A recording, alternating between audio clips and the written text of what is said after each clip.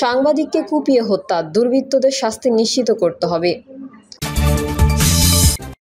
পাথর লুট, সিলেটের বিএনপি নেতার সব পদ স্থগিত। ফেব্রুয়ারিতে নির্বাচন হবে না বলছেন নাসির উদ্দিন পাটোয়ারি। এবং সর্বশেষ জানাবো দ্য ইকোনমিস্টের প্রতিবেদন, ট্রাম্প মোদির বন্ধুত্ব নষ্টের নেপথ্যে গরুর দুধ। এতক্ষণ শুনছিলেন সংবাদ শিরোনাম, এবারে বিস্তারিত। তবে তার আগে অনুরোধ থাকবে আমাদের চ্যানেলটি সাবস্ক্রাইব করে বেল আইকনটি ক্লিক করুন। সাংবাদিককে কুপিয়ে হত্যা, দুর্বৃত্তদের শাস্তি নিশ্চিত করতে হবে। গাজীপুরে একজন সাংবাদিককে নির্মম হত্যাকাণ্ডের ঘটনাটি স্বাধীন সাংবাদিকতার উপর একটি নগ্ন আঘাত। ঘটনার প্রাথমিক তদন্তের পর পুলিশ বলছে, বৃহস্পতিবার রাতে গাজীপুর শহরের চান্দানা চৌরাস্তা এলাকায় শাপলা ম্যানশনের সামনে এক নারীকে মারধর করে বাদশা মিয়া নামে এক ব্যক্তি। এ সময় ধারালো অস্ত্র দিয়ে কয়েকজন লোক ধারালো অস্ত্র দিয়ে বাদশাকে আঘাত করে।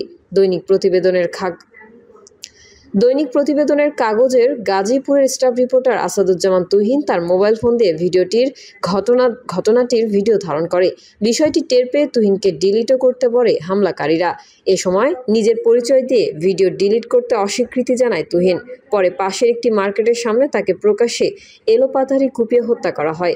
বিষয়টি অত্যন্ত উদ্বেগজনক। ঘটনাটি একদিকে যেমন দেশের অবনতিশীল আইনশৃঙ্খলা পরিস্থিতিকে নির্দেশ করে, তেমনি অন্যদিকে গণমাধ্যমের স্বাধীনতার বিষয়ে একটি বিপজ্জনক সংকেত বহন করে। এ ধরনের ঘটনা কেবল সাংবাদিকদের পেশাগত দায়িত্ব পালনের পথে বাধা সৃষ্টি করে না, সাধারণ নাগরিকের তথ্য জানার অধিকারও হরণ করে। দেশে পেশাগত দায়িত্ব পালন করতে গিয়ে সাংবাদিক কর্মীদের বারবার হুমকি, নিপীড়ন এবং কখনো কখনো প্রাণ হারানোর ঘটনা ঘটেছে।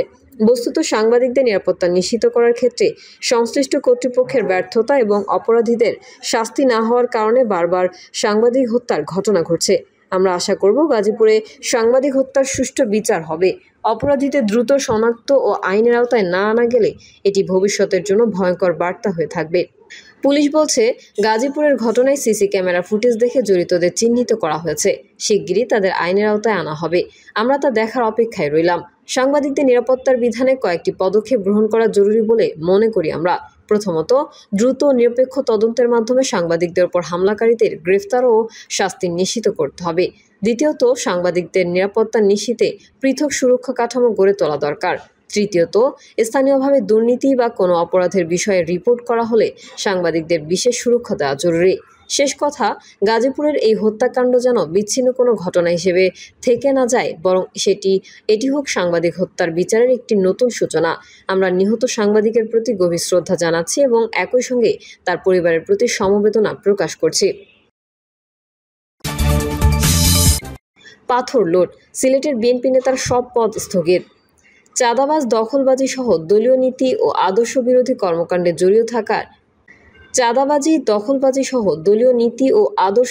কর্মকাণ্ডে জড়িত থাকার সুনির্দিষ্ট অভিযোগে সিলেটের কোম্পানীগঞ্জ উপজেলা বিএনপি সভাপতি শাহাবুদ্দিন সব পদ স্থগিত করা হয়েছে।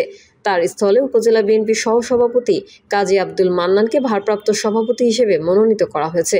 পরবর্তী নির্দেশ না দেওয়া পর্যন্ত এই সিদ্ধান্ত কার্যকর থাকবে।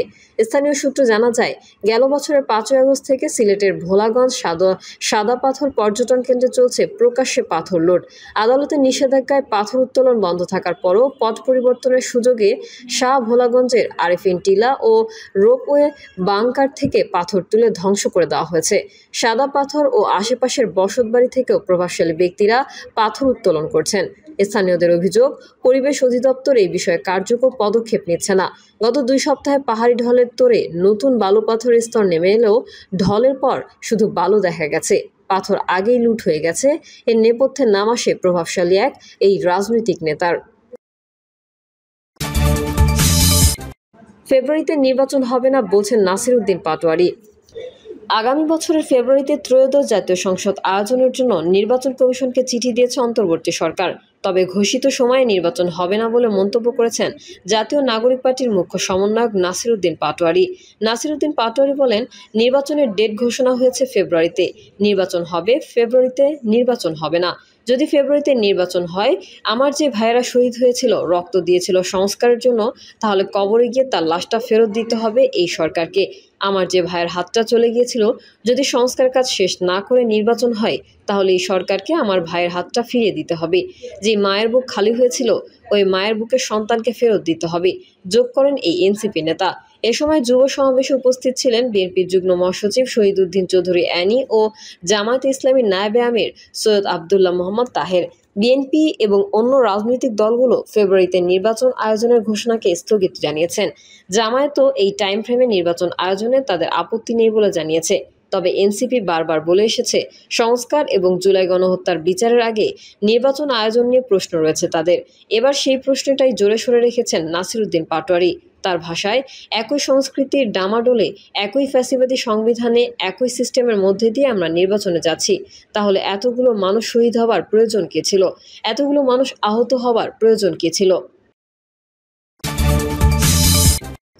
দ্য ইকোনমিস্টের প্রতিবেদন, ট্রাম্প মোদির বন্ধুত্ব নষ্টের নেপথ্যে গরুর দুধ। ডোনাল্ড ট্রাম্প ভারতের উপর ক্ষুব্ধ, কারণ তারা রাশিয়া থেকে তেল কিনছে। তবে দেশটির উপর মার্কিন প্রেসিডেন্টের 50% শুল্ক আরোপের কারণ কেবল ভূরাজনীতি নয়, কৃষি এবং দুগ্ধখাতই ছিল যুক্তরাষ্ট্রের সঙ্গে ভারতের আলোচনায় সবচেয়ে বিতর্কিত বিষয়। আর কৃষি নিয়ে তো রীতিমতো লড়াইয়ের ঘোষণা দিয়েছেন ভারতের প্রধানমন্ত্রী নরেন্দ্র মোদী। ট্রাম্পের শুল্ক ঘোষণার পরদিন গত 7 আগস্ট তিনি বলেন, ভারত কখনোই কৃষক, দুগ্ধশিল্প ও জেলেদের স্বার্থে আপোস করবে না। দুগ্ধশিল্পে ভারতের গৌরব। মোদির মতো হিন্দু জাতীয়তাবাদী রাজনীতিবিদের কাছে দুগ্ধশিল্পের বিশেষ গুরুত্ব রয়েছে। হিন্দু ধর্মে গরু পবিত্র প্রাণী, পাশাপাশি এটি দেশটির জাতীয় গৌরবেরও প্রতীক। ভারত এখন দুগ্ধশিল্পের এক পরাশক্তি। প্রায় 3 দশক ধরে দেশটি বিশ্বের বৃহত্তম দুধ উৎপাদক, যা এখন বৈশ্বিক উৎপাদনের প্রায় 1/4 সরবরাহ করে। ভারতের সমবায়গুলো কৃষকদের দুধ কিনে নেওয়ার নিশ্চয়তা দেয় এবং দাম বাড়লে বোনাস দেয়। কিছু সমবায় জাতীয় পর্যায়ে বড় ব্র্যান্ডেও পরিণত হয়েছে, যেমন গুজরাটের আমুল। তবে যুক্তরাষ্ট্রসহ ভারতের বাণিজ্য অংশীদারদের দৃষ্টিতে এই শিল্পই ভারতের সমস্যার কারণ। এটি ভর্তুকি নির্ভর, দূষণকারী এবং উচ্চ শুল্ক ও জটিল অশুল্ক বাধায় বেষ্টিত। শুধু যুক্তরাষ্ট্রই নয়, ইউরোপীয় ইউনিয়নের সঙ্গে ভারতের বাজারে প্রবেশাধিকার নিয়ে টানাপোড়েন রয়েছে। গত মাসে যুক্তরাজ্যের সঙ্গে মুক্ত বাণিজ্য চুক্তি স্বাক্ষরের আগের আলোচনায়ও এটি ছিল সবচেয়ে জটিল ইস্যুগুলোর একটি। এমনকি 2019 সালে বড় আঞ্চলিক বাণিজ্য চুক্তি থেকে ভারতের সরে যাওয়ার অন্যতম কারণ দুগ্ধ খাত। উৎপাদনশীলতায় পিছিয়ে ভারত। জওহরলাল নেহরু বিশ্ববিদ্যালয়ের অর্থনীতির অধ্যাপক হিমাংশু বলেন, মোদি ও ট্রাম্প দুজনেই প্রো ফার্মার, কিন্তু তাদের কৃষকরা, বিশেষত দুগ্ধ চাষিরা সম্পূর্ণ ভিন্ন। ভারতে প্রায় 20 কোটি গবাদি পশুর মধ্যে 6 কোটি 20 লাখ গরুর দুধ, গড়ে প্রতিটি খামারের 4টিও কম, আর জমি মাত্র 1 হেক্টর। প্রায় 8 কোটি পরিবার এক বা একাধিক গরু মহিষ পোষে।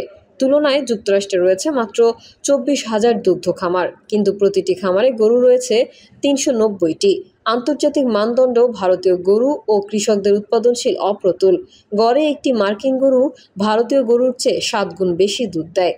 এছাড়া ভারত দুগ্ধ চাষিদের সুরক্ষায় আমদানি শুল্ক আরোপ করেছে। মাখন ও চিজে 40%, গুঁড়ো দুধে 60%। ট্রাম্প ভারতীয় পণ্যে যে শুল্ক বসিয়েছেন, এটি তার কাছাকাছি। দক্ষিণ ভারতের বেসরকারি জৈবদুগ্ধ প্রতিষ্ঠান অক্ষয় কালপার প্রধান শশী কুমারের মতে, এই সুরক্ষা না থাকলে ভারতের ক্ষুদ্র খামারগুলো ধসে পড়বে।